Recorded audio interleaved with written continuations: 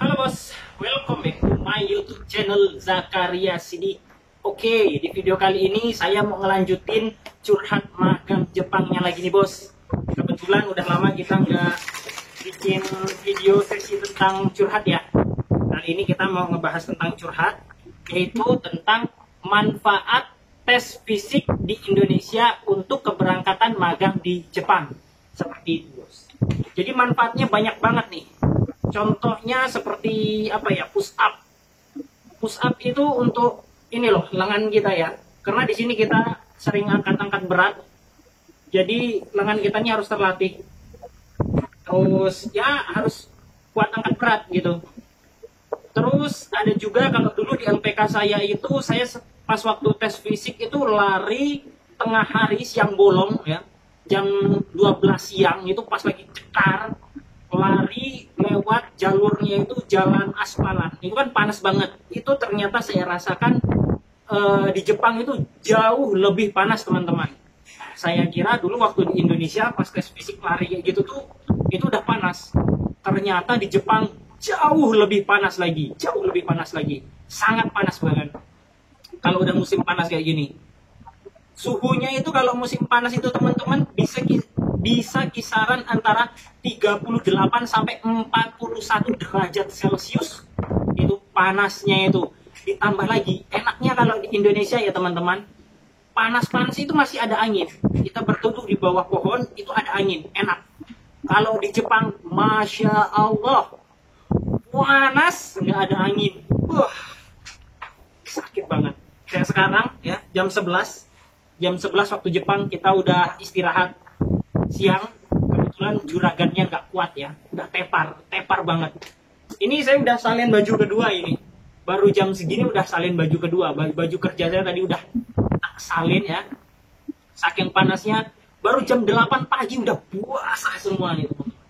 Apalagi kalau misalnya teman-teman itu kerja di pertanian yang berat-berat, kayak misalnya seperti saya ya, dulu saya kerja di bagian ada penanaman tomat untuk jus. Jadi tomat untuk jus itu berat banget, udah memang tanam di musim panas, panennya di musim panas juga. Terus panennya itu kan yang namanya tomat ya, kandungan airnya kan tinggi gitu ya. Satu kotak kontena gitu harus diisi ngepres full. Udah kena panas, ngangkat berat, terus ngusung-ngusung ke mobil. Itu emosinya meledak-ledak kawan-kawan. Terus ini sit up. Sit up itu fungsinya kalau misalnya kita panen sayur-sayuran ya, kayak kubis kah, kayak hakusai kah, retas ya, yang misalnya di tempat kita kerja itu bosnya menginginkan kita tidak jongkok alias kita membungkuk. Jadi kita mau nggak mau harus membungkuk, boyok kita ini harus kuat. Kalau nggak kuat bisa lencok, malamnya nggak bisa tidur gitu. Aduh emosi, panas banget Rek. Asli panas.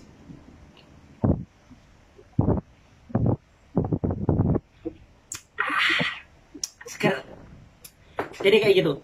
Kayak saya tadi itu kan kerjaannya dari tadi pagi itu nyemai biji selada. Habis itu nyemai biji sawi putih. Setelah nyemai langsung disimpan di tempat persemaiannya ya. Setelah itu kita langsung nanam. Nah itu tadi sit up itu penting banget tuh. Fungsinya sangat luar biasa ya, kekuatan pinggang kita. Jadi untuk teman-teman yang belum berangkat ke Jepang ya, yang masih pelatihan, itu fisiknya harus dikuatkan, mentalnya juga harus lebih kuat lagi ya. Harus mampu angkat berat-berat ya, minimal mampu angkat 20 kilo ya. 20 kilo itu umum rata-rata segitu satu kali angkat ya kan. Seperti pupuk, seperti sayur. Kalau sayur kan satu kotaknya itu ya kisaran belasan ya, 15 sampai 20 kilo ya. Kalau pupuk itu juga ya ada yang 15 kilo ya satu karung, dan ada juga yang 20 kilo kayak gitu. Terus boyoknya kita juga harus kuat, karena kalau kita nanam itu ya namanya kerja di negara maju Jepang lagi kan, terkenal dengan kedisiplinannya. Terus Jepang ini moneter. Nah, kalau masalah kerja itu wah digenjot terus gitu kan, kira moneter enggak. Ya ada sih toleransinya bagi beberapa bos ya, nggak semua bos. Ada juga bos yang kejam gitu kan, nggak ngasih toleransi dia. Pokoknya kalau udah nanam harus nanam aja. Bahkan kayak saya dulu di tempat yang lama sebelum saya bermigrasi ya dari tempat yang satu ke tempat yang lain, itu kalau kita misalnya nanam ketahuan degek itu apa ya, ngelurusin pinggang gitu berdiri, oh diteriakin, woi katanya, ngapain berdiri ini, nanam, ayo gimana, Jepang keras coy, dikirain yang mau ke Jepang jangan pikir di Jepang itu enak, di Jepang itu keras. Kita kesini ini bertahan tuh karena butuh. Kalau nggak butuh mana? Ya. Untuk teman-teman yang mentalnya setengah-setengah, diinikan dulu lah kalau mau ke Jepang ya. Di apa namanya? Dimantapkan dulu. Kalau nggak mantap, sayang waktu kalian. Nanti menyesal sendiri. Karena di Jepangnya itu bener-bener keras coy. Beruntung kalau kita dapat bos yang baik. Kalau kita dapat bos yang galak, terus kita nggak kuat, masa iya kita mau mundur kan? Kan sayang. Kita udah keluar duit puluhan juta kan? Udah nunggu waktu berbulan-bulan, bahkan bertahun-tahun, masa harus mundur? Kayak gitu. Aduh, melenceng dari topik ya. Nah, kemudian angkat beban. Ada di beberapa tempat itu tes fisiknya angkat beban ya. Itu angkat beban itu fungsinya ya kayak yang saya bilang tadi, pada saat panen. Pada saat panen gitu kita cenderung sering melakukan yang berat-berat ya, angkat-angkat sayur gitu. Apalagi di daerah-daerah tertentu ya, kayak di daerah teman saya itu, Naganokeng. Itu kalau sekali panen sawi, itu sekali ngangkat mau 2 kardus gitu. Wah itu lumayan berat itu teman-teman. Dan nggak boleh kotor gitu kan kardusnya. Kalau kotor ya biasalah, namanya juragan ya, kita ikut orang kan, kerja ikut orang ya kayak gitulah pokoknya. Kayak gitu, apalagi ya teman-teman ya biasanya. Oh kalau tes apa namanya ya, tes apa lagi ya, push up, sit up, lari, oh jalan jongkok. Ada di beberapa tempat jalan jongkok itu sangat diperlukan sekali ya. Kalau kayak saya ini, di tempat saya ini pada saat panen cabai besar, pas masih rendah cabainya itu jalan jongkok. Jadi kalau misalnya kita nggak terbiasa jalan jongkok, itu di bagian paha, bagian bawah itu, wah kenceng banget. Itu nanti kalau misalnya, ya namanya di Jepang ini, kebunnya kan nggak sedikit ya. Kebunnya itu puluhan hektar, bahkan ada yang ratusan hektar. Kita itu kerja itu kejar target gitu. Selesai kebun yang ini, kerjakan lagi di kebun yang sana kan, entah kerjaannya apa. Misalnya di sini panen, di sana mupuk, di sebelah sana lagi apa namanya ngolah untuk bikin bedengan, macam-macam pokoknya. Jepang luar biasa, mantap pokoknya, etosnya di Jepang luar biasa. Kalau diterapkan ke Indonesia, udah jadi omongan tetangga lah pokoknya kan.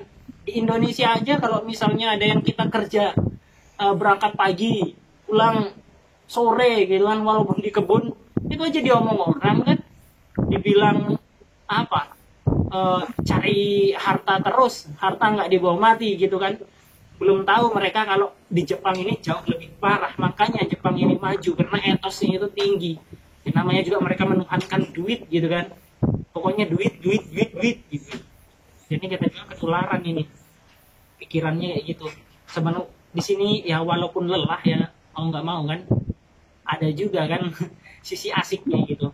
Ya mudah-mudahan lah untuk saya maupun teman-teman Kensu di sini ataupun teman-teman Kensu pemagang yang nonton video saya, mudah-mudahan kalian nanti setelah pulang kita bersama ya bisa apa ya,